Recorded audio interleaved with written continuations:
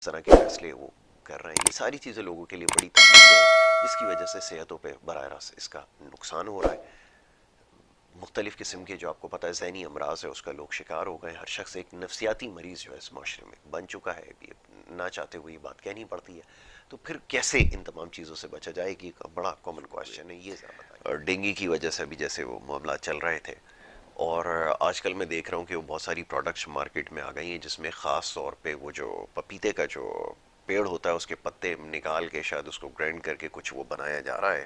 تو کس حد تک افیکٹو ہے یہ تو ذرا بتائیے کیونکہ لوگ استعمال کرنے کے کوموڈیٹیز یا سبزیاں ہوتی ہیں یہ خود اگا رہے ہیں اور پھر خود ہی اس کو استعمال کر رہے ہیں. لیکن ہمارے یہاں کیونکہ وسائل بھی نہ ہونے کے برابر رہ گئے ہیں مشکلات اور بہت زیادہ بڑھ گئی ہیں اور ہر آنے والا دن ایک گزرتے دن کے ساتھ جو نئی مشکلات لے کر آ رہا ہے.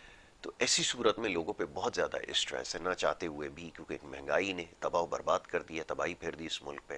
اور پھر رہی صحیح کثر جو ہے وہ جس طرح کے فیصلے وہ کر رہے ہیں یہ ساری چیزیں لوگوں کے لیے بڑی تکلیف دہ ہیں جس کی وجہ سے صحتوں پہ براہ راست اس کا نقصان ہو رہا ہے. مختلف قسم کے جو آپ کو پتہ ہے ذہنی امراض ہے اس کا لوگ شکار ہو گئے. ہر شخص ایک نفسیاتی مریض جو ہے اس معاشرے میں بن چکا ہے. یہ نہ چاہتے ہوئے یہ بات کہنی پڑتی ہے. تو پھر کیسے ان تمام چیزوں سے بچا جائے کہ ایک بڑا کامن کوشچن ہے یہ ذرا بتائیے.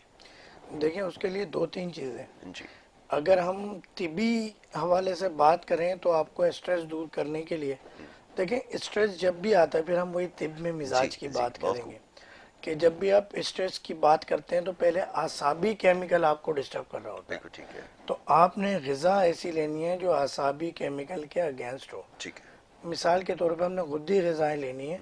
ریورس آنا ہے اس کے لیے. بالکل کیوں؟ ٹھیک ہے. کیونکہ اسٹریس کی پھر اگلی شکل جو ہے وہ عضلاتی ہے. ٹھیک ہے. عضلاتی کا تعلق ڈائریکٹ دل سے ہوتا ہے. تو اس میں انسان کے جذبات قابو میں نہیں ہوتے. رائٹ.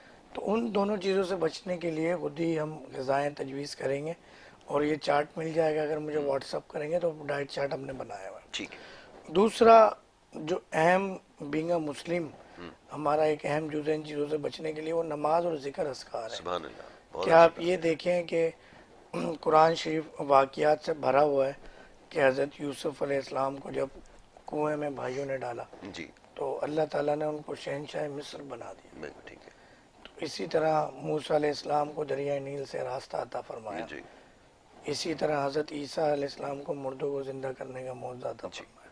تو ہمارا خدا نبی کریم صلی اللہ علیہ وسلم سے جب رابطہ مضبوط ہوتا ہے آپ دیکھیں ہمارے طبیب کا بھی یہی آج میں سمجھتا ہوں سب سے پہلا اور بڑا ڈرا بیک ہے کہ آپ تاریخ اٹھا کے دیکھیں جی کہ جتنے بھی حکمہ حکیم رہے ہیں ان کا روحانی طور پہ خدا نبی کریم صلی اللہ علیہ وسلم سے بڑا گہرا تعلق رہا ہے. بہت گہرا تعلق ہے. ہم کتابیں دیکھنے پڑھنے میں ہمیں تکلیف ہوتی ہے وقت نہیں ہے تو ہم ارطغرل ڈرامہ دیکھ لیں اگر جی صرف تو اس میں جو شروع میں حکیم عارف صاحب نظر آئے تو آپ یہ دیکھیں کہ ان لوگوں کے کیا جذبات تھے کیا معاملات تھے. تو جی مریض بھی ایسے ہی تھے. اب آج کا مریض تو ٹھک کر کے کہتا ہے گارنٹی دیں میں ٹھیک ہو جاؤں بالکل ٹھیک ہے. اور جب وہ مصنوعی طریقہ علاج کی طرف جاتا ہے تو وہاں خاموشی سے لاکھوں روپے خرچ کر دیتا ہے جی گارنٹی نہیں مانگتا. ایسا جبکہ ہی وہاں مریض کو بھی پتا ہے کہ میں نے مریض رہنا ہے قبر تک اور ڈاکٹر کو بھی پتا ہے اگر اس کو ہائپر ٹینشن ہے ڈسلیپیڈیمیا ڈائبٹیز ہے جی کہ وہ بھی مریض رہے گا بالکل قبر ٹھیک تک. ہے. تو مریض بھی اپنے آپ کو دھوکہ دے رہا ہے ڈاکٹر مریض کو دھوکہ دے رہا ہے ڈاکٹر خود بھی دھوکے میں دھوکے میں. بیچارہ خود پریشان ہے. کئی بالکل ایم بی ٹھیک بی ہے. ایس ڈاکٹر آتے ہیں تو بڑے پریشان ہوتے ہیں مگر جب یہاں پہ الحمدللہ ایک معجزاتی رزلٹ دیکھتے ہیں چیزیں دیکھتے ہیں ہم نیچرل سے دور ہو گئے. نیچرل پہ آنا پڑے گا. بالکل ٹھیک ہے. اب آپ یہ دیکھیں چاہے آرٹیفیشل ہی صحیح جی مگر اس وقت بڑی بڑی فارماسیوٹیکل کمپنیز ایون کہ آپ کے شیمپو بنانے والے چاہے وہ لکھ رہے ہیں کہ یہ ہربل ہے ہربل نہیں ہے نہیں ہوتا. کیونکہ صنعتی پروسیس ہے کیمیکلز ہے ایسنس ہے. یہ وہی مثال ہو گئی کہ جو ٹھیلے والے کے اوپر آپ کو ایک ٹھیلے پہ کوئی 20 قسم کے فلیور کا جوس مل جاتا ہے تو جی وہ ایسنس اور کیمیکل اور کلر کی مار ہوتی ہے ایسا ہی. ساری. تو اسی طرح آپ کا یہ ٹریٹمنٹ لوگ کر رہے ہیں لوگ آپ کو چیزیں دے رہے ہیں تو وہ صرف اور صرف کچھ ہی نہیں ہے وہ ایسنس اور کیمیکل کی مار ہے. بالکل ٹھیک. مگر ہمیں بچنا ہوگا ان چیزوں سے. بالکل ٹھیک. سب سے زیادہ ضروری ہے کہ ایسی چیزوں سے بچا جائے اور خوراک میں خاص طور پر احتیاط رکھے. اچھا خوراک کے حوالے سے اب کیونکہ وہ چیزیں جیسے میں کچھ دیر پہلے اب سوال آپ کی خدمت میں رکھا تھا ایک دم میرے ذہن میں آیا کہ اس حوالے سے بھی ذرا بات کی جائے.